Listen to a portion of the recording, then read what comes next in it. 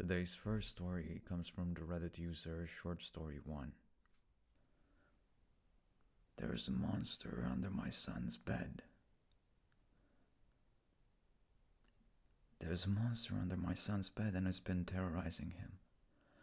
A couple of months ago, my son came running into my room around midnight and he was crying his eyes out. He says that there's a monster under his bed, and I tried to laugh it off, but something about him had worried me. His concern was too great, and I remember coming into his bedroom and looking under his bed. There I found our dog that had been killed, and I couldn't believe it. My son started crying even more, and we had to bury the dog. I had to have the death talk with my son. Then my son started acting strange, and he would come to me on various occasions, but not scared. He would casually say to me that there was a monster under his bed, and he would take me into his room. Then he would go under his bed and started to cry while wailing, "There's a monster under my bed." And then I would have to drag him out. I would have to console him again and again, and I know therapy is in order, and as well as storing CCTV cameras, but money is an issue right now. My son is 7 and quite big and tall for his age and quite strong. Then, around midnight, my son came screaming into my room about a creature under his bed. I ran into his room, and I now found a dead cat and a dead goldfish in his room.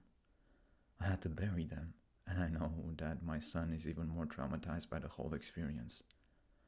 Then, when his grandfather came over to our house to sleep with him in his room, my son's grandfather was found under his bed.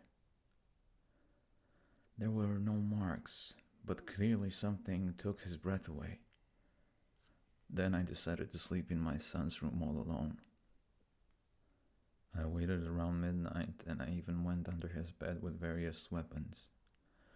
I was surprised to find that nothing had happened to me for a whole month. And for a whole month it was like this. My son has been sleeping in my room and everything has been fine. Then I found my son's school bag and a strange smell was protruding from it. Inside a large bag,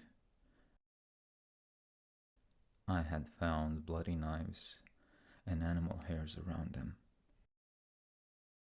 and a cushion which looked like it had been violently used. I now know that there was no monster under my son's bed, but rather, sometimes, the monster is the person sleeping on top of the bed.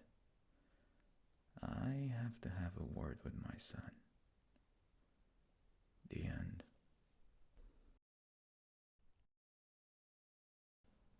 And our second story for today. The doll. There's something creepy about dolls. You can never be too careful, especially if you have little ones around. You never know when they might try to play with something they shouldn't. Maybe it's just me, but I can never help but feel like something is watching me when I'm around dolls. Their creepy eyes just staring into nothing, but at the same time, like watching your every move. It's just unsettling. It was the summer of '94, and my mom decided that since she had dolls when she was young and she loved them, maybe she should go to my grandma and search for the attic to see if she can find some of her old dolls to give me. So she did, and brought home one raggedy doll with old tattered clothes and an okayish eye, and another one that was broken. She took the doll to a friend of hers, who took the old clothes that the doll was wearing and made new clothes for her. And on my 10th birthday, she gave the doll to me. Her name is Annie. She was my first doll. I hope you'll have lots of fun with her. I was kind of disappointed because I wanted a big cake at the time and we couldn't have one because we were low on cash that month. So I took the doll and threw it in my closet and just left it there, forgetting about it. The birthday day was fine, and me and my friends spent the day watching cartoons and playing games together. Later that night, I went to bed and fell asleep, and in the middle of the night, I woke up needing to pee and I noticed something odd. The closet door was slightly open, and if anyone was inside, they could see straight towards the bed. I didn't think anything about it because I felt safe with my mom and dad in the other room, and me as a kid, I just didn't care if I forgot the door to the closet slightly open. So I went back to bed. Sleep time. That night I had a nightmare though. I dreamed that I was speaking from my closet at a little girl sleeping in my bed, and I realized that the girl was me. I panicked, and then I just woke up and it was morning time. When I went downstairs, I told my mom about my weird nightmare, and she jokingly said, "Well, see, you threw the doll, and now you get to see how the doll is feeling all alone in the closet." When I got back to my room, I was scared, so I opened the closet and took the doll out. Nothing more than just an average doll, an old one with a broken eye, but just that, a simple doll. But I didn't feel okay with it in my room, so I asked my mom if it's okay for me to put my doll in her room.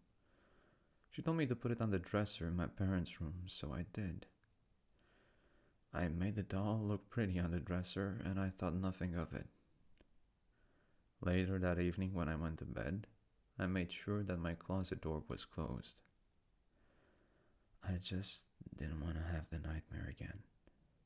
And afterwards, my mom helped me to go to sleep. That night, I slept fine with no nightmares, but when I woke up in the morning, I saw that in my room, on my dresser, there was the doll just sitting there, with his beady eyes just looking straight towards my bed, straight at me. So I called my mom. "Mom!"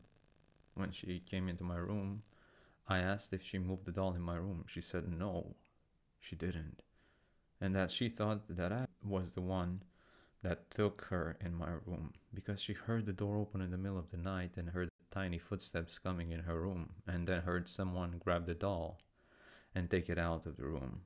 I told her it wasn't me, that I didn't take the doll, but she thought I was joking. Sure, you didn't take the doll. It must have been a ghost. I'm an only child, so there couldn't have been anyone else that was small in the house besides me. I tried telling her again, but she just didn't listen, thinking I was just kidding around. "Mom, then can you just take her back to Grandma? I don't want the doll here." With a sigh, she replied, "Fine, hon. If you don't want the doll, I'll drop her off to your grandma tomorrow." "Thank you, Mommy," I said, and then I went on with my day. Around evening time, I asked my mom if I can take the doll and put her in the garage, so she'll have it there to just take to Grandma. She said yes, so I took it and put it in my mom's car, so she wouldn't forget to take her away first chance she'd get. And afterwards, my mom told me that I could lock the door if I needed to, and so I did. I didn't want to take any chances with that thing. And as I was drifting to sleep that night, I was happy knowing the doll was locked away in the garage and that I could sleep soundly, hoping that I wouldn't have any more nightmares. So I went to sleep, and I think I had an okay dream because I don't remember being startled or anything like that, except when all of a sudden I wake up hearing tapping on my window. And on the left corner of the window, I see the shadow of a tiny head with locks.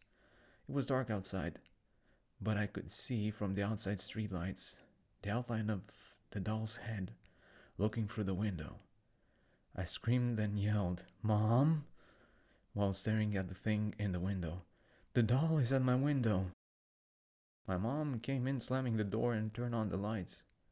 When she came in, I looked at my mom and pointed toward the window, but when I looked back, there was nothing there anymore. I told my mom what I saw and that the doll was at my window. I was terrified, so she tried to calm me down. I could see that she was worried. She went to the window and checked, but there was nothing there. She even opened the window. Meanwhile, I kept on thinking that the doll will just jump in and do something creepy, but nothing happened. My mom didn't see anything, and I asked her to sleep that night with me to keep me safe. And so she did, and in the morning, she took the doll to my grandma, and nothing else creepy that had to do with those goddamn things happened to me ever again. And ever since that day, I never had a doll in my house ever again. The end. This has been Gray Stories. I hope you liked